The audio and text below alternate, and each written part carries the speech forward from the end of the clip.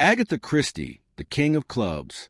Reality, it seems, is often far more startling than the wildest fiction, I remarked, laying aside my copy of the Daily Newsmonger. Poirot tilted his egg-shaped head to one side and fastidiously flicked an invisible speck of dust from his perfectly creased trousers. My rather unoriginal observation appeared to annoy him immensely. What a profound thought. You are a true philosopher, mon ami. Determined not to let his mockery sting, I asked, I take it you've already read the morning paper? Naturally I have, and I might add, I folded it neatly. Unlike you, Hastings, who tossed it upon the floor with your customary lack of precision. One must always maintain order. One must proceed with method. It was a tiresome habit of Poirot's, finding any excuse to lecture me on neatness. Method and order, those were the gods he worshipped. He believed in them so fervently that he credited his every success to their miraculous power. Then you've seen the report on the murder of the impresario, Henry Reedburn? I continued. That is exactly what I meant when I said reality outdoes fiction. It is not just stranger, it is more dramatic. Imagine a respectable family, the Oglanders. There are thousands like them in England. A father, a mother, a son, and a daughter. The men go to work every day. The women attend to the household. A peaceful, serene, if somewhat monotonous existence. Yet last night, as the family gathered in the cozy drawing room of their cottage, touchingly named Daisy Mead, to play a hand of bridge, the garden door flew open. A young woman staggered into the room. Her gray silk dress was stained with a crimson blotch. She gasped a single word, murder, and collapsed in a faint. And then the Oglanders recognized her. She was Valerie St. Clair, the dancer who has so recently taken London by storm. Is this your own eloquence, my friend? Poirot inquired. Was that the Daily Newsmonger? The paper's in press, so it only gave the bare facts. But the sheer drama of the scene struck me at once. Poirot nodded gravely. Yes, drama visits every life, even those where it seems most out of place. Remember that, mon ami. However, the case is indeed interesting. It appears I shall have to involve myself. Really? Yes. I received a call this morning on behalf of Prince Paul of Mornia. He requested that I receive His Highness this evening on a matter of great urgency. But what does that have to do with the murder? My dear Hastings, you clearly do not read the English gossip columns. They are a goldmine of interesting chatter. Look here. Poirot pointed a short, stout finger at a paragraph in one of the papers. I glanced over the passage. Is it true that a foreign prince and a famous dancer are engaged? And did she find a diamond engagement ring to her liking? And now, my friend, pray continue your most effective narrative. You left off at the moment the lady fell senseless upon the rug at Daisy Mead. I shrugged. The Oglanders acted at once. The father rushed for a doctor, and the son ran to the police station. An officer went immediately to Mondesser, Reedburn's magnificent villa nearby. Incidentally, Reedburn was considered a rather shady character. They found the body on the library floor, his head cracked open like an eggshell. Forgive me, but I must interrupt. Poirot said kindly, Here is the prince.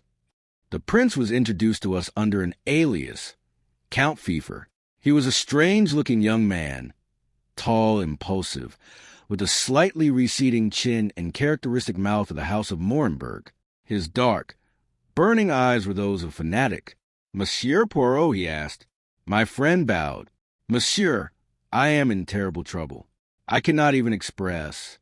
With a wave of his hand, Poirot silenced him. I understand perfectly. Mademoiselle St. Clair is very dear to you, is she not? I hope to make her my wife, the prince replied frankly. Poirot sat up in his chair, his eyes widening slightly. I am not the first of my family to choose a morganatic marriage. The prince hurried on. My brother, Alexander, also defied the emperor's will. In these times, such class prejudices mean very little. Besides, Mademoiselle St. Clair has noble blood. Surely you have heard the stories of her origin. Oh, yes, Very romantic tales. Hardly surprising for one so charming and famous. Rumor says her mother was either an Irish washerwoman or a Russian Grand Duchess. The first story is nonsense, of course, the young man cried passionately. But the second rings true. Valerie, though she must remain silent, has hinted as much to me. Besides, one can see the breeding at a glance. I believe in heredity, Monsieur Poirot. As do I, Poirot replied thoughtfully. I have seen many strange cases that have strengthened that belief. Yes, I too believe in heredity. But back to the matter at hand. How may I serve you? What exactly do you fear? I hope we can speak plainly. Was Mademoiselle St. Clair acquainted with Mr. Reedburn? Yes, the prince replied, and he made no secret of the fact that he was absolutely infatuated with her. And how did Mademoiselle St. Clair regard him? With complete indifference, to say the least. Poirot studied the young man intently. Did Mademoiselle St. Clair have any reason to fear Reedburn? The prince hesitated for a moment, then answered, A strange thing happened recently. Have you ever heard of a clairvoyant named Zara? I have not. Oh, she is quite extraordinary. You really must visit her sometime. Valerie and I went to see her last week. The cards indicated that Valerie was in grave danger. Then the medium turned over the final card. It was the King of Clubs. Beware, she told Valerie.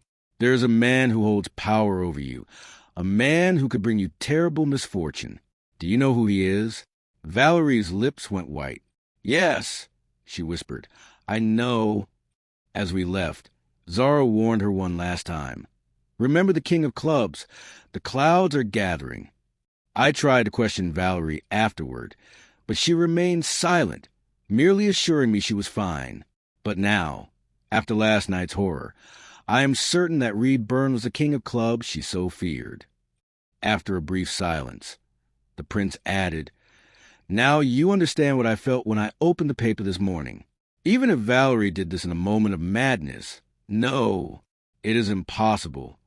Poirot rose from his chair and kindly patted the young man's shoulder. I beg of you, do not torture yourself.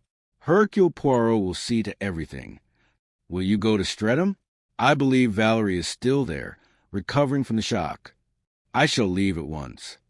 One more thing. I have settled matters through the embassy. You will encounter no interference.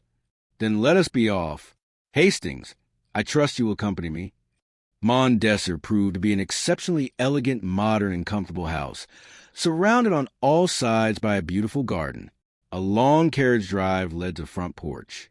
The butler opened the door and, upon hearing the prince's name, immediately conducted us to the scene of the tragedy. The library was a magnificent room of imposing dimensions, featuring 2 enormous windows. One overlooked the driveway, the other opened onto the garden. It was near this second window that the body had been discovered. The police had already completed their initial sweep, and the corpse had been removed. Just our luck, I whispered to Poirot. The police have been here first. Who knows what vital clues they may have inadvertently destroyed. My goodness, Hastings, how many times must I tell you? The key to the solution lies not without, but within, in the little gray cells of the brain. It is there and nowhere else that the mystery is solved. Having delivered this lecture, Poirot turned back to Butler. Has anything in this room been altered since the body was removed? Oh, no, sir. Everything is exactly as it was last night when the police arrived. And were the curtains drawn? Certainly, sir. I draw them every evening. Yet I see they are open now. I presume your master opened them himself. I expect so, sir. Were you aware if he was expecting a guest last night? He didn't mention it, sir, but he did give orders that he was not to be disturbed after dinner. You see, sir, there is a door here leading to the terrace. He could have admitted a visitor himself through that way. And did he do so often? The butler gave a discreet cough. I believe he did, sir. Poirot walked toward the door in question. It was unlocked. He threw it open and stepped onto the terrace. To the right lay the driveway. To the left, a red brick wall. That is the fruit garden, sir. The butler explained. There is a door in the wall, but it is always locked at 6 o'clock. Poirot nodded and returned to the library. Did you hear anything unusual last night? At about 9 o'clock, the other servants and I heard voices in the library. The master was talking to a lady. Mind you, there was nothing unusual in that. The master had frequent female visitors. I'm afraid I can't tell you more, sir. The servants' quarters are in the other wing. The police arrived around 11. How many people would you say were in the library? I couldn't say for certain, sir. I only heard the lady's voice. If you'll excuse me, sir, Dr. Ryan is still on the premises. Perhaps you would like to speak with him? We certainly did. Within minutes, the doctor, a ruddy, cheerful gentleman, was answering our questions. According to his report, Reedburn had been found lying near the window, his head toward the marble windowsill. 2 wounds had been found, one on the bridge of his nose, and the other, the fatal one, on the back of his head. Was he lying on his back? Poirot asked. Yes, there is a stain right here. The doctor pointed to a small, dark mark on the floor. Tell me, doctor, could the deceased have cracked his head while falling? Oh, no, that's quite impossible. Whatever the weapon was, it penetrated deep into the skull. Poirot gazed thoughtfully ahead.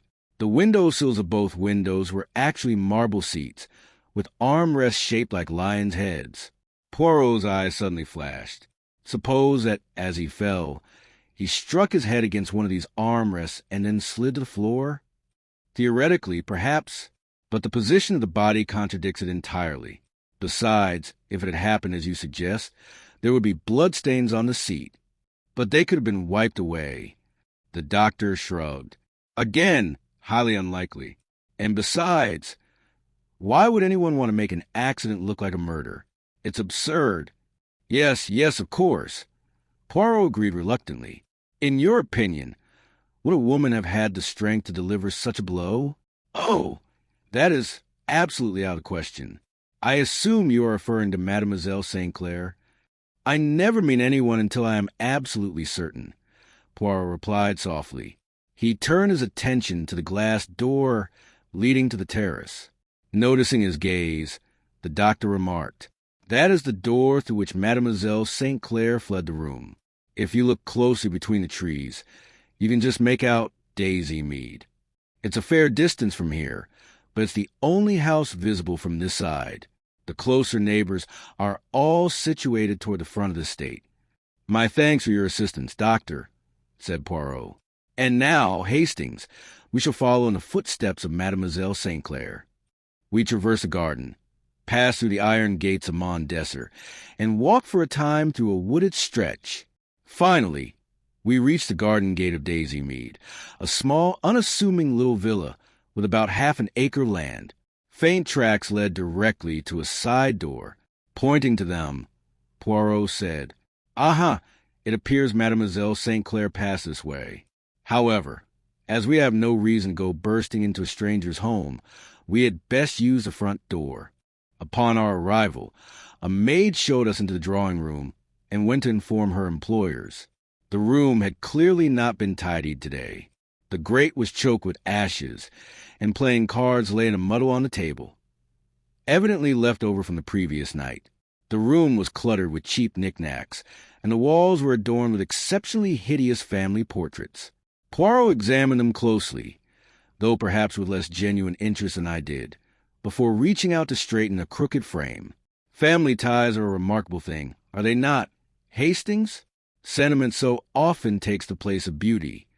I nodded in agreement, my eyes fixed on a portrait featuring a whiskered gentleman, a lady with a towering, old-fashioned coiffure, a chubby boy, and 2 little girls bedecked in an improbable number of ribbons. I gathered this was an Oglander family portrait from many years ago, and studied it with particular care. The door opened suddenly, and a young woman entered. She wore a nondescript sporting jacket and a tweed skirt. Her dark hair was pinned back in a tidy, sensible style. She looked at us with a questioning gaze. Poirot stepped forward. Miss Oglander, forgive our intrusion after such distressing events. You must be terribly shaken by it all. "Oh, yes, of course," the young woman replied, though her tone lacked conviction. It struck me then that sensitivity was likely not a prominent trait in Miss Oglander's character. She seemed to lack imagination entirely, a fact made even more apparent by the tragedy. My first impression was confirmed when she added, "I must apologize for the state of the room, but the servants were so overcome with excitement that they have been quite unable to perform their duties." One got the sense that such excitement was simply incomprehensible to Miss Oglander. "You were sitting in this room last night, were you not, mademoiselle?" "Yes. We sat down to bridge immediately after dinner, when suddenly—" "Pardon me, but how long had you been playing?" Miss Oglander reflected for a moment. "I couldn't say precisely, but I believe we began at 10 o'clock and had finished several rubbers before it happened." "And where exactly were you sitting?" "Facing the window and the garden door. I was partner with Mother, and I was having dreadful luck. The trumps simply wouldn't come to me." Suddenly, the door burst open, and Miss St. Clair staggered in. "You recognize her?" Her face seemed familiar. "Miss St. Clair is still here, is she not?" "Yes, but she refuses to see anyone. The poor thing hasn't recovered from the shock." "I am certain she will see me. Merely tell her that I have come to Daisy Mead at the personal request of His Highness, Prince Paul of Mornia." The mention of the high-born prince seemed to rattle Miss Oglander's composure for the first time. Without another word, she went to deliver the message and returned almost instantly to lead us upstairs. We entered a small, sunlit bedroom. A woman, lying on a couch by the window, turned her head toward us. The contrast between these two women was staggering. And yet there was some fleeting, intangible similarity in their features. Every look, every gesture of Valerie St. Clair was intensely expressive. She radiated mystery, like the heroine of a romantic dream. Her simple flannel dressing gown, bright crimson, looked on her like the magnificent robes of an Eastern princess. Her enormous dark eyes fixed upon Poirot. "Did Paul send you?" Her voice was languid and deep, perfectly matching her appearance. "Yes, mademoiselle. I am here at His Highness's request, and I am ready to listen. What is it you wish to know?" "Everything that happened last night. Everything.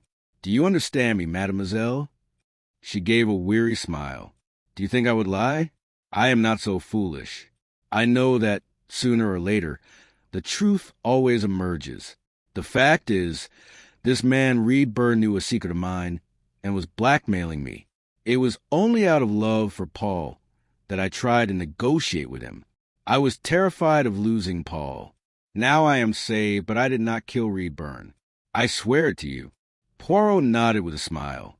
"There is no need to convince me of that, mademoiselle. Tell me of last night's events, in as much detail as possible." "I offered Reedburn money. He set a meeting for 9 o'clock. I went to Maund Desser at the appointed hour. I knew the way, as I had been there before. I had to circle the house and enter through the library door so the servants would not see me. Pardon me, mademoiselle, but were you not afraid to go there alone at such an hour?" She did not answer immediately. Or was it merely my imagination? "I was," she said finally, "but I had no choice. I had no one to ask to accompany me. I was in a state of utter desperation. Reedburn admitted me to the library. Oh, that man! A true monster. I am glad he is dead. He played with me like a cat with a mouse. He mocked me. I begged him. I implored him almost on my knees. I offered him all my jewels. Everything. It was all in vain. Then he named his price. You can imagine what it was? I refused him with indignation and told him exactly what I thought of him. I cursed him. He simply continued to smile. Neither my pleas nor my curses touched him. When I finally fell silent, exhausted, I heard a faint sound coming from the window, the one facing the garden. Reedburn heard it, too. He rushed to the window and tore back the curtains. A man of hideous appearance was hiding there, a tramp by the look of him. He lunged at Reedburn and struck him repeatedly until he fell. The tramp grabbed me with a blood-stained hand, but I broke free and ran for my life. I saw the lighted windows of a house and fled toward them. The blinds were up, and I saw people sitting at a card table. Gathering my last strength, I literally burst into the room, whispered the word murder, and then everything went black. Thank you, mademoiselle. You have clearly suffered a terrible shock. Could you, however, describe this tramp? Do you remember how he was dressed? Oh, no. It all happened so quickly that I noticed nothing. But I would know the man again. That ghastly face is burned into my memory forever. One more question, mademoiselle. Were the curtains drawn on the window, facing the driveway? A look of slight bewilderment crossed the dancer's face. She paused for a second, trying to recollect. Bien, mademoiselle? I believe, yes, I'm almost certain they were not drawn. Strange, for the curtains on the other window were drawn, and the murderer was hiding behind them. But, in essence, it is of little importance. How much longer do you intend to stay in this house, mademoiselle? The doctor believes I shall be fit to return to London tomorrow. She glanced around the room and, noting that Miss Oglander had stepped out, added, The Oglanders are very kind, but you understand, they are not of my world. I shocked them. As for me, frankly, I have very little use for the bourgeoisie. I detected a hint of suppressed bitterness in her voice. Poirot nodded. I understand you perfectly, mademoiselle. I trust I have not tired you too much with my questions. Not at all, Monsieur Poirot. My only worry is that Paul remains in the dark. Please, relieve his anxiety as quickly as possible. In that case, I shall take my leave. I wish you a speedy recovery. As he was leaving the room, Poirot suddenly stopped and pointed to a pair of patent leather shoes. Are these yours, mademoiselle? Yes, monsieur. The maid has just cleaned them and brought them up. What strange servants they have in this house, Poirot remarked as we descended the stairs. They are too agitated to tidy the rooms, yet they do not forget to polish the shoes. Well, mon ami, although there are still 1 or 2 points of obscurity, I believe, yes, indeed, that we may consider the matter closed. It is all quite obvious. And what about the murderer? Hercule Poirot does not hunt tramps, my friend replied grandly. In the hall, Miss Oglander was waiting for us. Mother would very much like to speak with you, she said. Could you step into the drawing room? It won't take much of your time. The room was still in a state of disorder. Poirot picked up the cards from the table and began to shuffle them absently with his small, well-manicured hands. Do you know what I am thinking, my friend? He asked. No, I replied impatiently. I am thinking that Miss Oglander was not being entirely candid when she said the trumps were not coming to her. She held no fewer than 3 honors. Poirot, really, this is too much. Mon Dieu, I cannot speak of murder and blood all the time. Suddenly, he froze. Hastings, look, the king of clubs is missing from the deck. Zara, I exclaimed, but Poirot didn't seem to hear me. He mechanically placed the cards back into their box. His face had turned very grave. Hastings, he said finally, I, Hercule Poirot, very nearly committed an irreparable error. I stared at him, completely bewildered. We must begin again, Hastings. Yes, indeed. But this time we must not fail. His reflections were interrupted by the arrival of a handsome, middle-aged woman carrying several account books. This was Mrs. Oglander. Poirot bowed gallantly. Am I correct, Monsieur Poirot, that you are a friend of, Miss St. Clair? Not exactly, madam. The fact is, I have come here at the behest of a very close friend of mademoiselle's. Oh, I see. I thought perhaps... Poirot suddenly cut her short and pointed to the window. Tell me, madam, were the blinds lowered last night? No. I suppose that is how Miss St. Clair saw the light in our window. There was a moon last night, was there not? Is it not strange that you didn't notice Mademoiselle St. Clair, even though you were facing the window? Oh, you are quite right. I believe none of us noticed her, because we were all so very absorbed in our game. We have never played with such intensity. I understand, madam. And let me reassure you, Mademoiselle St. Clair will be leaving you tomorrow." The woman's face brightened instantly. It was as if a great weight had been lifted from her shoulders.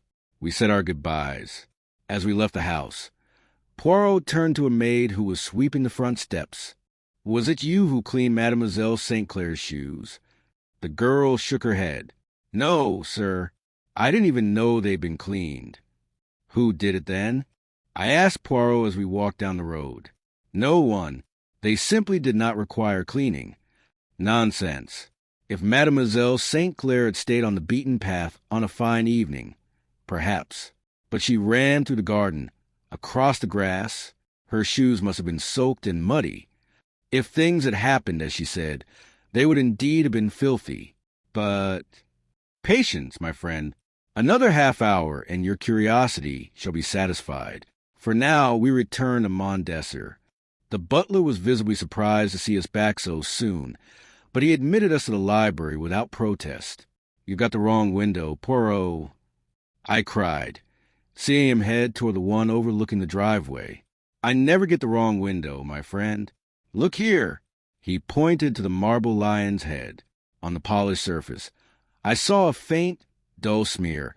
A similar, barely perceptible spot marked the floor. Someone struck Reedburn on the bridge of the nose. He fell, struck his head against this marble carving, and slid to the floor. Later, he was dragged across the room and placed by the opposite window. But why? There was no need for it. On the contrary, for the killer, it was an absolute necessity. Though I hesitate to call him a killer, he never intended to murder Reedburn. It was an accident, but the man responsible is exceptionally strong. I can tell you that. You deduce that because he dragged the body? Not only that, my dear Hastings, this was a most tangled affair, and I very nearly made a fool of myself. Do you mean to say, Poirot, that the case is over? That you know everything? Precisely, my friend. A sudden thought struck me, and I exclaimed, "Oh, no, Poirot, there's still one thing you do not know." "And what might that be?" "You don't know where the missing king of clubs is," I declared triumphantly. "That is very droll, mon ami." "I don't understand." "The fact is, the king of clubs is in my pocket." With a flourish, Poirot produced a card from his jacket. "Where did you find it?" "Here in the library." I asked, my voice falling. "There is no mystery there. His Majesty remained in the box all evening. He was simply forgotten when the other cards were dealt. That is where I found him." "And that fact helped you solve the mystery?" "Indeed. For that, I must thank His Majesty, the King of Clubs. And Madame Zara—" "Oh, yes, and that lady as well. So what we do now?" "Return to London. But first, I wish to pay a brief visit to Daisy Mead to say a few words to a certain lady." The same maid opened the door. "The family is at dinner, sir. If you wish to see Miss St. Clair, she is resting upstairs." "No, no. I wish to see Mrs. Oglander." We were shown into the drawing-room once more. Passing the dining room, I caught a glimpse of the Oglanders at their meal. The male members of the family were now present. Two sturdy, solid men with whiskers. The elder even boasted a beard. After a moment, Mrs. Oglander entered. She watched Poirot warily. He bowed courteously. "Madam, in my country, we regard mothers with the deepest love and respect. A mother is sacred." This opening threw Mrs. Oglander into a state of profound astonishment. "That is why I am here, to set a mother's heart at ease." "I, Hercule Poirot, assure you, the killer of Mr. Reedburn will never be caught. Am I correct in addressing a mother, or should I be reassuring a wife?" A heavy silence fell. Mrs. Oglander searched Poirot's eyes. Finally, she replied calmly, "I do not know how you found out, but you are not mistaken." Poirot nodded gravely. "That is all I wish to know, madam. Do not be troubled. Your English police, lacking the extraordinary gift of Hercule Poirot, will find the task beyond them." He tapped his fingernail against the family portrait on the wall. "You had another daughter, madam. Is she dead?" Silence fell again. The woman looked at Poirot intently before answering. "Yes." She is dead. Well then, Poirot said cheerfully, we have settled everything. We may return to London. Permit me, madam, to return this card to its place. It was, after all, your only mistake, to play bridge for over an hour and not notice a card missing from the deck. Who would ever believe such a thing? Bonjour, madam. Now, my friend, I trust you understand? Poirot inquired as we walked toward the station. I understand nothing. Who killed Reedburn? John Oglander, Jr. I was certain it was one of the men, though I wasn't sure if it was the father or the son. I settled on the son, being younger and stronger, and that evening he needed every ounce of his strength. But why an Oglander at all? Because Valerie used the garden door to flee. If you remember, Hastings, the library is 4 exits, 2 doors and 2 windows. Daisy Mead is only visible from the garden window. They had to create the impression that Valerie found the house by chance. In reality, the tragedy took place at the opposite window, facing the road. Incidentally, that is where the nearest neighbors live. The body was moved to hide that fact. Valerie fainted after the struggle, and John had to carry her all the way to Daisy Mead in his arms. And for that, as I told you, one must be a man of remarkable strength and endurance. In that case, I said, does it follow that they went to see Reedburn together? Precisely. Do you remember how she hesitated when I asked if she had been afraid to go to Mondesser alone? She had taken John Oglander with her, and I suspect that fact did little to improve Reedburn's temper. They quarreled. Reedburn likely insulted Valerie. John lost his head and struck him. You know the rest. But why did they claim they had been playing bridge all evening? Because the game of bridge implies 4 players, a simple but very clever ruse. Who would ever suspect that there were only 3 players at the table that night? There's only one thing I still don't understand. I confessed. What could a dancer like Valerie St. Clair possibly have in common with the Oglanders? Poirot looked at me with an air of pity. It is strange that you fail to see the obvious, Hastings, even though you studied their family portrait far longer than I. Perhaps the second daughter, Mrs. Oglander, died to her family, but to the rest of the world. She was reborn as Valerie St. Clair. What? Did you really not notice the resemblance between the sisters when you saw them together? No, I admitted, they seemed entirely different to me. That is because you rely too much on your romantic impressions, my dear Hastings. In truth, their features are remarkably similar, as is the color of their hair and eyes. The most striking thing is that Valerie's family is ashamed of her, and she feels the same toward them. And yet, in a moment of danger, she instinctively sought the protection of her kin. Family ties are indeed a remarkable thing. Everyone in that household is a gifted pretender. That is where Valerie's acting talent comes from. Like Prince Paul, I believe in heredity. They very nearly deceived me, Hercule Poirot, but thanks to a stroke of luck and a single question I put to both women, they failed. It appeared they both claimed to be sitting facing the window, which was a physical impossibility. What will you tell the prince, Poirot? I shall tell him that Mademoiselle St. Clair simply lacked the strength to deliver such blows to Reedburn. As for the tramp, he is unlikely to ever be found. After all, that is exactly what the prince wants. His Valerie is above suspicion, and I shall also ask him to convey my deepest respects and admiration to Madame Zara. A droll coincidence, is it not? I believe we should call this little matter the adventure of the King of Clubs. What do you think, my friend?